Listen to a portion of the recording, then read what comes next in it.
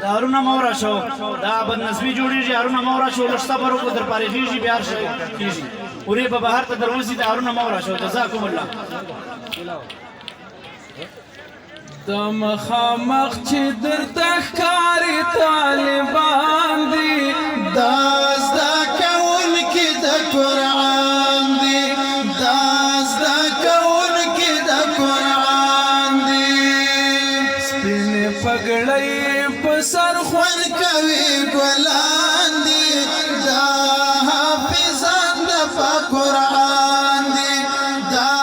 حافظان د په قرآن د مخامخ چې درته